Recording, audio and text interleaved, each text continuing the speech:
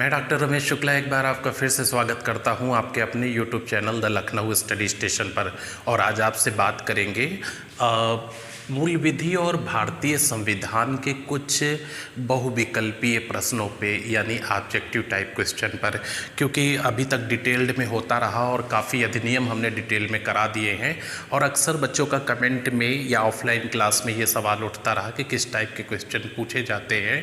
तो आज थोड़ा सा बात करते हैं आपको किस तरह से आपके मूल विधि से ऑब्जेक्टिव क्वेश्चन आते हैं, और संविधान हालांकि आपको मालूम है किस तरह के क्वेश्चन पूछे जाते हैं। तो कुछ इंपॉर्टेंट प्रश्नों पे चर्चा करूंगा और ये महत्वपूर्ण होंगे। दूसरी चीज़, प्रश्न का फॉर्मेट क्या होगा ये जानने में आपको मदद मिलेगी। तो एक एक करके देखिएगा। पहला क्वेश्चन देखिए, राष्ट्रीय सुरक्षा अधिनियम यानी राष्ट्रीय सुरक्षा कानून रासुका की बात की जा रही है। राष्ट्रीय सुरक्षा अधिनियम 1980 की किस धारा में रासुका के तहत कार्य करने वाले अधिकारी व कर्मचारी को सरकार द्वारा संरक्षण दिया गया है? यानी क्वेश्चन ये है कि राष्ट्रीय सुरक्षा अधिनियम 1980 की किस धारा में रासुका के तहत कार्य करने वाले अधिकारी व कर्मचारियों को सरकार द्वारा संरक्षण दिया गया है। तो रासुका की धारा 16 के तहत, ये काफ़ी इंपॉर्टेंट प्रश्न है और रिपीटेड क्वेश्चन है।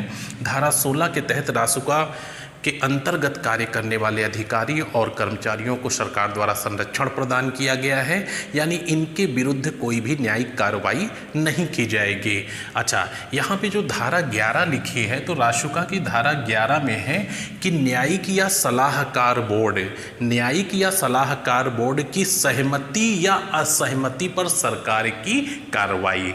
और धारा जो 12 है, इसमें न्यायिक बोर्ड या सलाहकार बोर्ड अपने कार्यवाही की जो सूचना है वो 7 सप्ताह के भीतर सरकार को देगी। और जो धारा 16 का है, इसमें कहा गया है कि रासुका एक केंद्रीय कानून है। इस तरह से चारों धाराएं आपकी रिवाइज हो गई हैं। नेक्स्ट क्वेश्चन आयकर अधिनियम से लिखा हुआ है। क्वेश्चन नंबर 2, आयकर अधिनियम 1961। तो पहली बात आपको यही क्लियर हो गया कि इनकम टैक्स एक्ट जो है 1961 में आया था। आयकर अधिनियम 1961 की किस धारा के अंतर्गत वरिष्ठ नागरिकों को आयकर में छूट प्रदान की गई है? तो यहाँ पे देखिए, जो वरिष्ठ नागरिक की परिभाषा दी गई है, वो पहली चीज़ आप मेंटेन कर लीजिए, 65 वर्ष से अधिक आयु का व्यक्ति वरिष्ठ नागरिक माना जाएगा। सवाल फिर से पढ़ देता हूँ, ध्यान से सुन लीजिएगा और ये तैयार होना चाहिए। आयकर अधिनियम 1961 की किस धारा के अंतर्गत वरिष्ठ नागरिक को आयकर में छूट प्राप्त है? तो वरिष्ठ नागरिक से मतलब क्या है? 65 वर्ष की आयु या उससे अधिक का व्यक्ति। तो इसका जो सही आंसर होगा वो 88B होगा। 88B के तहत वरिष्ठ नागरिकों को आयकर में छूट दी गई है। जो यहाँ पे 80C लिखा हुआ है, 80C में आपका क्या है कि जो बीमा पॉलिसी, इंश्योरेंस वगैरह है, अगर आप लेते हैं तो आपको आयकर में छूट मिलेगी। और जो ये 54A है, इसमें 54A में कहा गया है कि पूंजी अभिलाभ में राहत दी जाएगी, यानी कैपिटल गेन में राहत है। और 48 में आयकर की गणना का तरीका दिया है। तो 48 में आयकर की गणना किस तरह से की जाएगी उसका तरीका दिया है।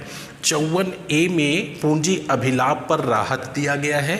और धारा 80C सबको मालूम होगा कि इंश्योरेंस है, बीमा पॉलिसी वगैरह से जिन पर आयकर में छूट दी जाती है। और 88B या 88 खा जो धारा है, ये वरिष्ठ नागरिकों को आयकर में छूट प्रदान करती है। और वरिष्ठ नागरिक से तात्पर्य है 65 वर्ष या उससे अधिक आयु का व्यक्ति। आइए अगले सवाल दिखाते हैं।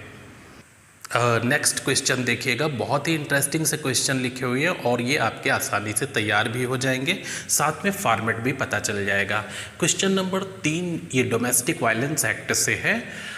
घरेलू हिंसा अधिनियम 2005 की किस धारा में उल्लेख किया गया है कि यदि प्रतिपक्षी कोर्ट के आदेश पर या बुलाए जाने पर नहीं आता है तो मजिस्ट्रेट वादी के पक्ष में एक तरफा आदेश कर देगा।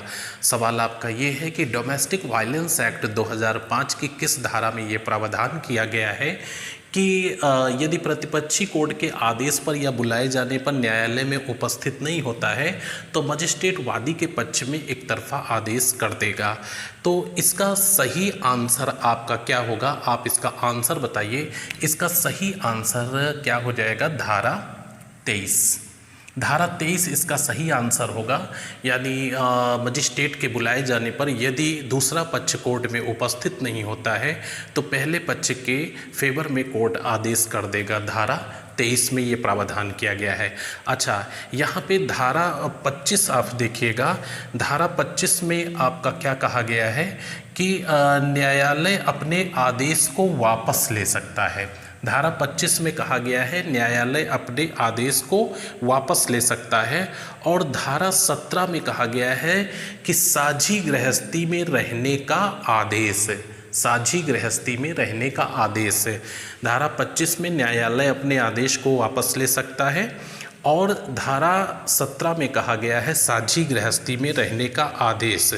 और ये धारा 31 जो है काफ़ी इम्पॉर्टेंट है, ये है मजिस्ट्रेट के आदेश का उल्लंघन। तो धारा 31 में है मजिस्ट्रेट के आदेश का उल्लंघन, धारा 17 में है साझी गृहस्थी में रहने का आदेश और धारा 25 में मजिस्ट्रेट अपने आदेश को वापस ले सकता है। और धारा 23 आपका सवाल है, यानी प्रतिपक्षी अगर कोर्ट में नहीं उपस्थित होता है तो मजिस्ट्रेट वादी के पक्ष में एक तरफा आदेश कर देगा। दूसरा सवाल मोटर व्हीकल एक्ट से लिखा हुआ है। मोटर वाहन अधिनियम 1988 की किस धारा के अंतर्गत शारीरिक रूप एवं मानसिक रूप से अक्षम व्यक्ति, मोटर वाहन अधिनियम 1988 की किस धारा के अंतर्गत शारीरिक एवं मानसिक रूप से अक्षम व्यक्ति द्वारा सार्वजनिक रूप से वाहन चलाने के लिए दंड का प्रावधान किया गया है? तो काफ़ी इम्पोर्टेंट क्वेश्चन है। 1988 के मोटर व्हीकल एक्ट के किस सेक्शन में ये प्रावधान किया गया है कि शारीरिक और मानसिक रूप से अक्षम व्यक्ति यदि सार्वजनिक रूप से कोई वाहन चलाता है, कोई यान चलाता है, तो उसे धारा 186 के तहत दंडित किया जाएगा। धारा 186 याद रखिएगा, इसमें शारीरिक और मानसिक रूप से अक्षम व्यक्ति यदि पब्लिक प्लेस पर वाहन को लाता है। अच्छा, यहाँ पे 2-3 पॉइंट और दिए हुए हैं, इसमें देख लीजिए क्या है। ये तो आपका 183 है कि किसी स्थान पर निर्धारित गति से अधिक गति से वाहन चलाना, किसी स्थान पर निर्धारित गति से अधिक गति से वाहन चलाना। और 207 में है किसी वाहन का सीज किया जाना, यानी परिरुद्ध करने देना, वाहन को परिरुद्ध कर देना। और धारा 202 में है बिना वारंट गिरफ्तारी। तो 202 में है इस अधिनियम के तहत बिना वारंट गिरफ्तार किया जा सकता है कुछ मामलों में। 207 में है वाहन का परिरुद्ध किया जाना। 183 में है निर्धारित स्थान पर निर्धारित गति से अधिक वाहन तेज चलाना। और 186 तो आपका आंसर ही है कि शारीरिक एवं मानसिक रूप से अक्षम व्यक्ति द्वारा पब्लिक प्लेस पर किसी वाहन को ले जाना। आइए नेक्स्ट क्वेश्चन पर। क्वेश्चन नंबर 5 आपका लिखा हुआ है, बहुत ही इंपॉर्टेंट क्वेश्चन है, SC/ST एक्ट से है। अनुसूचित जाति और अनुसूचित जनजाति अत्याचार निवारण अधिनियम 1989 में उल्लिखित अपेक्षित कर्तव्यों की अपेक्षित कर्तव्यों की जानबूझकर उपेक्षा करने पर निम्नलिखित में से कौन दंड का भागी होगा? सवाल को क्लियर करिए, पहले क्वेश्चन क्लियर होना बहुत जरूरी है। अनुसूचित जाति और अनुसूचित जनजाति अत्याचार निवारण अधिनियम 1989 में उल्लिखित अपेक्षित कर्तव्यों की जानबूझकर उपेक्षा करने पर निम्नलिखित में से कौन दंड का भागी होगा? ए आंसर है कोई भी लोक सेवक जो अनुसूचित जाति या अनुसूचित जनजाति का सदस्य नहीं है। बी ऑप्शन ऐसे लोक सेवक जो अनुसूचित जाति या अनुसूचित जनजाति के सदस्य हैं। सी ऑप्शन उपर्युक्त दोनों और डी ऑप्शन उपर्युक्त में से कोई नहीं।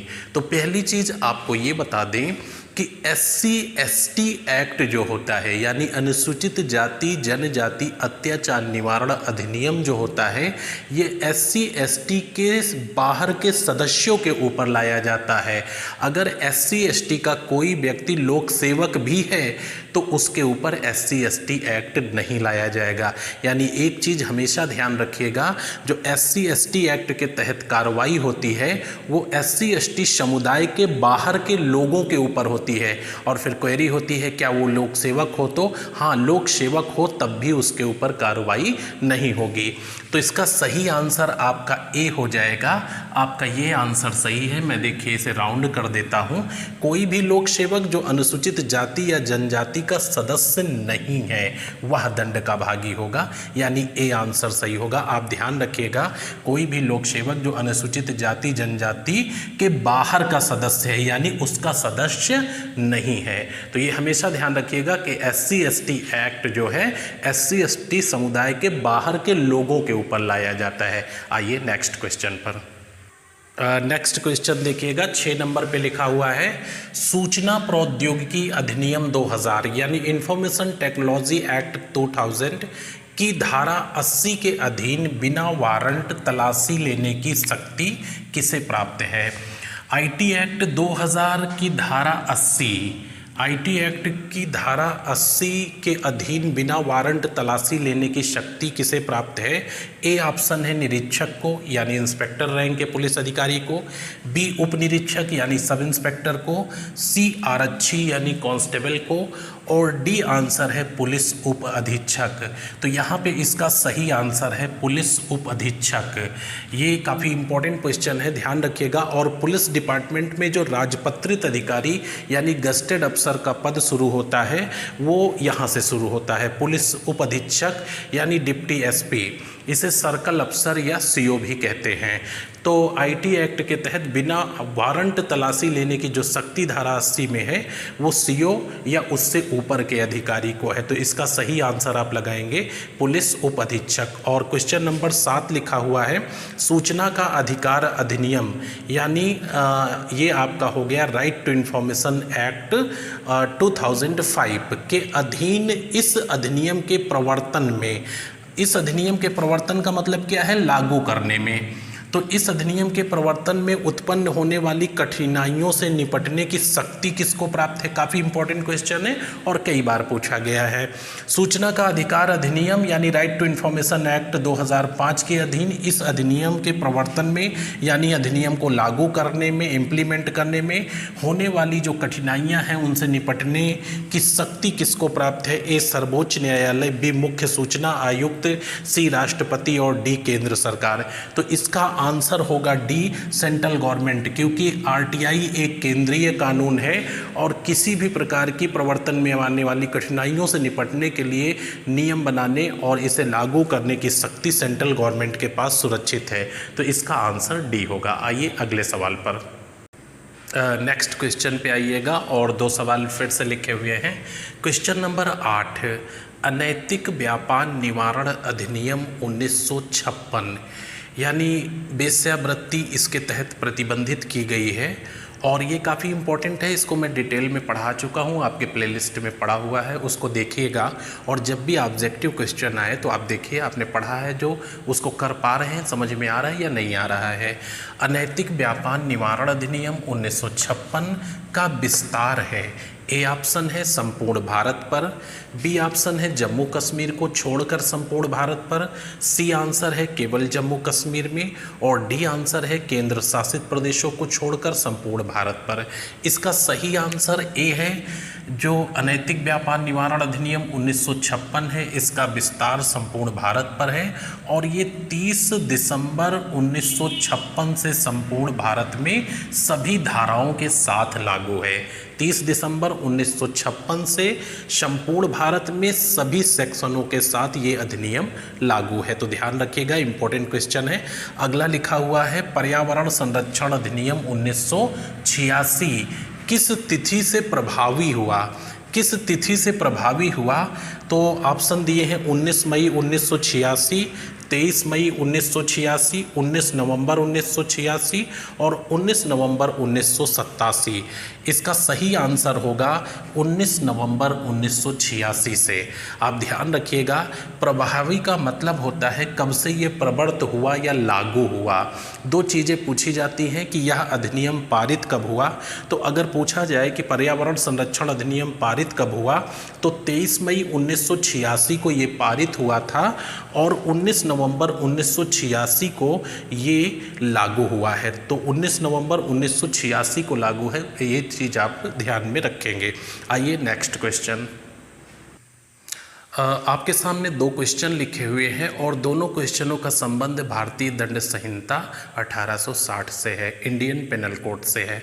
तो पहला सवाल है, एक नाबालिग लड़की के साथ बलात्कार करते हुए पाया जाता है।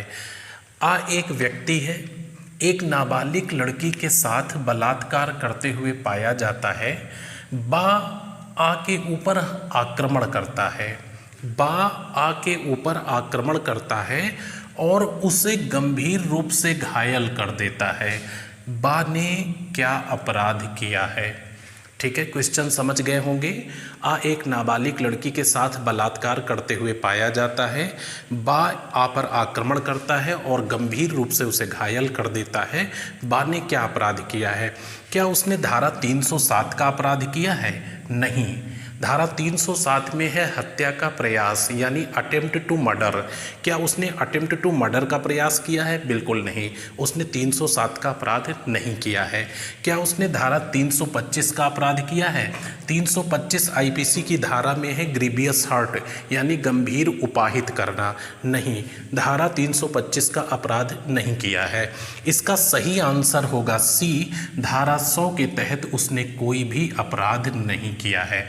यहाँ पे आप ध्यान रखेंगे कि भारतीय दंड संहिता में सेक्शन 96 से लेकर 106 तक प्राइवेट प्रतिरक्षा का अधिकार है।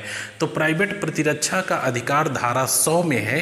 उसमें कहा गया है कि शरीर की प्राइवेट प्रतिरक्षा, और किसकी शरीर? तो अपनी और अपने बगल में खड़ा कोई भी व्यक्ति, उसे हम जानते हैं या नहीं जानते हैं इससे मतलब नहीं है। और धारा 100 जो इंडियन पेनल कोड की है, इसमें प्राइवेट प्रतिरक्षा का अधिकार उस हद तक हमें है जहां तक किसी की मृत्यु कारित की जा सकती है। इसमें टोटल 7 पॉइंट हैं और ऐसी स्थिति में आप अपनी प्राइवेट प्रतिरक्षा या अपने बगल में खड़े किसी व्यक्ति की प्राइवेट प्रतिरक्षा उस हद तक कर सकते हैं कि सामने वाले की मृत्यु कारित कर सकते हैं।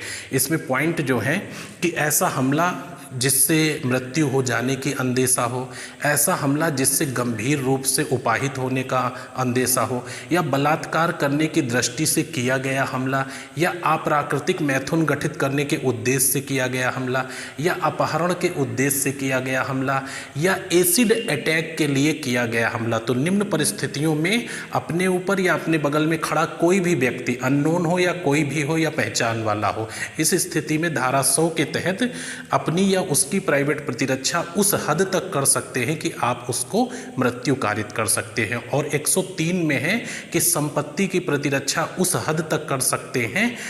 हाँ, संपत्ति के मामले में ये ध्यान रखिएगा कि जो संपत्ति चलायमान है, जिसे हम लेकर चल सकते हैं, मीन्स नकदी हो गया, ज्वेलरी हो गई, इस तरह की चीज़ें। ठीक है, तो यहाँ पे धारा 100 के तहत कोई अपराध नहीं किया है, ये प्राइवेट प्रतिरक्षा में किया गया हमला था। तो सी आंसर सही होगा। दूसरा क्वेश्चन है, भारतीय दंड संहिता की निम्नलिखित में से किस धारा में अपराध शब्द को परिभाषित किया गया है? तो भारतीय दंड संहिता यानी इंडियन पेनल कोड के किस सेक्शन में अपराध शब्द को परिभाषित किया गया है? तो यहाँ सही आंसर होगा धारा 40। इंडियन पेनल कोड की धारा 40 में अपराध को परिभाषित किया गया है। इसकी जो धारा 17 है, इसमें सरकार शब्द को परिभाषित किया गया है। धारा 17 में सरकार शब्द को परिभाषित किया गया है। धारा 10 में स्त्री और पुरुष को परिभाषित किया गया है। धारा 10 में स्त्री और पुरुष को परिभाषित किया गया है। और धारा 22 में जंगम संपत्ति को परिभाषित किया गया है। तो ये भी सवाल अक्सर पूछा जाता है, जब मैं इसे डिटेल में पढ़ाऊंगा और बहुत जल्दी इसको डिटेल में कराएंगे तो आपको सब नोट करा देंगे। इंडियन पेनल कोड के किस सेक्शन में अपराध शब्द यानी ऑफेंसेस को परिभाषित किया गया है? तो सेक्शन 40 आपका सही होगा। आइए नेक्स्ट क्वेश्चन पर। नेक्स्ट क्वेश्चन देखिएगा, आपके सामने 12 नंबर और 13 नंबर क्वेश्चन लिखा हुआ है। बड़े इंपॉर्टेंट आईपीसी के क्वेश्चन हैं और ऐसे ही प्रैक्टिकल या व्यवहारिक क्वेश्चन पूछे जाते हैं। कुल्हाड़ी से ऐसी जगह लकड़ी काट रही है जहां बच्चे खेल रहे हैं। सिचुएशन आप देखिएगा, ये कुल्हाड़ी से ऐसी जगह लकड़ी काट रही है जहां बच्चे खेल रहे हैं। कुल्हाड़ी उछलकर बच्चे को लगती है, बच्चा मर जाता है। दोषी है। हत्या की नहीं। हत्या की परिभाषा भारतीय दंड संहिता की धारा 300 में है और इसके लिए दंड का प्रावधान 302 में किया गया है। अच्छा, हत्या के पीछे इंटेंशन देखा जाता है कि हत्या करने वाले व्यक्ति का क्या इंटेंशन था, तो उसका इंटेंशन ऐसा नहीं था, और अगर इंटेंशन क्लियर नहीं होता है तो ये हत्या नहीं मानी जाएगी। तो ये आपका गलत है। मानववध, इसकी परिभाषा 299 में दी है, तो यहाँ पे मानववध भी नहीं बनता है। किसी अपराध की दोषी नहीं है, ऐसा भी नहीं है। वह उस जगह पे लकड़ी काट रही है जहाँ बच्चे खेल रहे हैं। इसका सही आंसर होगा उपेक्षा द्वारा मृत्यु कारित करने के लिए वह दोषी है। और उपेक्षा द्वारा मृत्यु कारित करने के लिए दोषी है, बच्चे वहाँ पर खेल रहे हैं और बच्चों की उपेक्षा करते हुए वह अपना एक्ट करती है जिसके द्वारा उस बच्चे की मृत्यु हो जाती है। इसका जो दंड का प्रावधान किया गया है वो धारा 304 का में किया गया है। धारा 304 ए, आईपीसी की धारा 304 ए जो है ये एक्सीडेंट के मैटर में लगती है। अगर आप अपने वाहन द्वारा किसी व्यक्ति का एक्सीडेंट कर देते हैं और उसकी मृत्यु हो जाती है तो कहा जाता है कि आपके उतावलेपन से उसकी मृत्यु कारित हो गई, या किसी व्यक्ति के उपेक्षापूर्ण व्यवहार से, नेग्लेक्ट करने की वजह से उसकी मृत्यु कारित हो गई। तो उपेक्षा द्वारा मृत्यु कारित करने के लिए जो दंड का प्रावधान है वो धारा 304 का में, आईपीसी की धारा 304 का में है, जिसमें अधिकतम 2 वर्ष का कारावास या जुर्माना अथवा दोनों दिया जा सकता है। तो इसका सही आंसर डी होगा। 304 का के तहत उसने अपराध किया है और उसे दंडित किया जाएगा। नेक्स्ट क्वेश्चन भी भारतीय दंड संहिता का ही है, बहुत ही अच्छा सा सवाल है। इसमें लोग गलत आंसर टिक कर देते हैं क्योंकि आत्महत्या यानी सुसाइड के मैटर में 309 काफ़ी फेमस है ना। इसमें आत्महत्या का प्रयास है, लेकिन यहाँ पे हमने ये नहीं पूछा गया है कि आत्महत्या करने के लिए दुष्प्रेरण की सजा का भारतीय दंड संहिता की किस धारा में प्रावधान किया गया है। तो आत्महत्या करने के लिए दुष्प्रेरण की सजा का जो प्रावधान है वो इंडियन पेनल कोड के सेक्शन 306 में है, ये ध्यान रखिएगा। और इसमें अधिकतम 10 वर्ष के कारावास का प्रावधान है, जबकि 309 में आत्महत्या का जो प्रयास है इसमें 1 वर्ष के सादा कारावास का प्रावधान किया गया है। और 308 आपको मालूम होगा ये मानववध का प्रयास है और ये हत्या का प्रयास है। तो 306 इसका सही आंसर होगा। आत्महत्या के दुष्प्रेरण का प्रयास करना, अधिकतम कारावास 10 वर्ष का। आइए नेक्स्ट क्वेश्चन पर।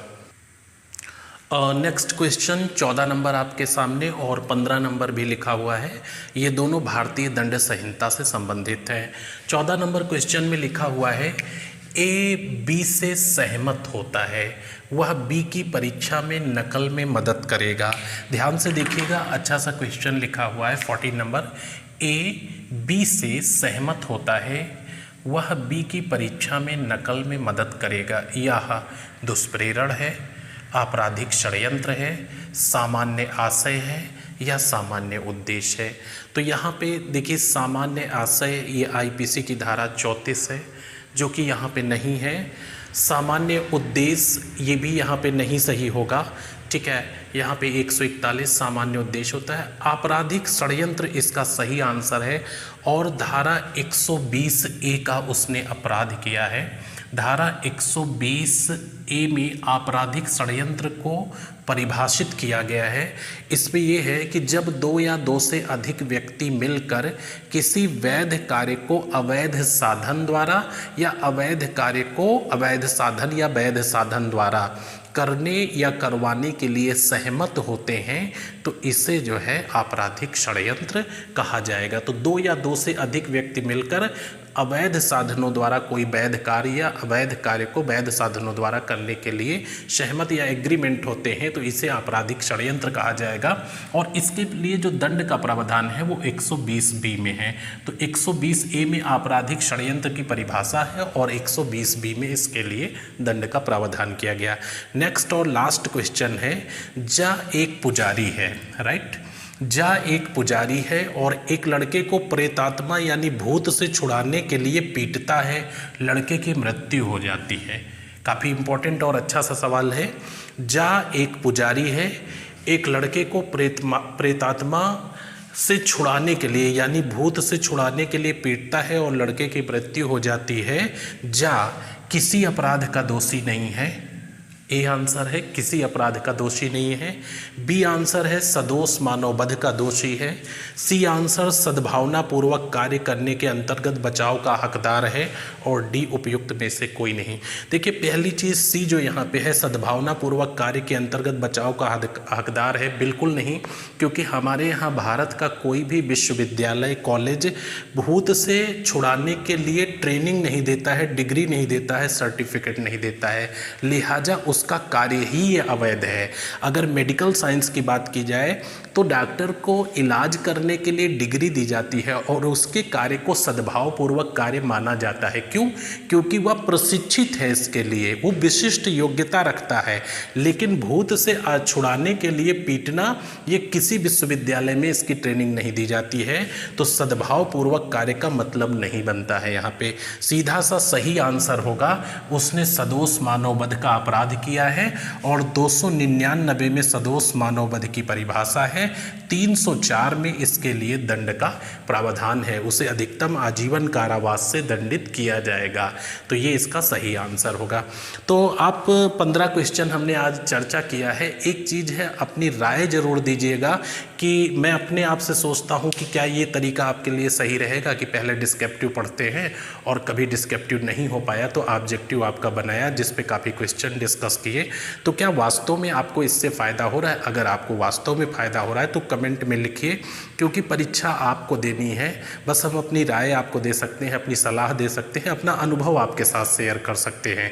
तो आप कमेंट में हमें बताइए कि इस प्रोसेस से क्या इस तरीके से वास्तव में आपको लाभ होगा। अगर ऐसा है तो इस श्रृंखला को हम जारी रखेंगे और टाइम टू टाइम हम आपको अच्छे सवालों पर डिस्कस करते रहेंगे। मिलेंगे नेक्स्ट वीडियो पे, तब तक के लिए शुभकामनाएं। धन्यवाद।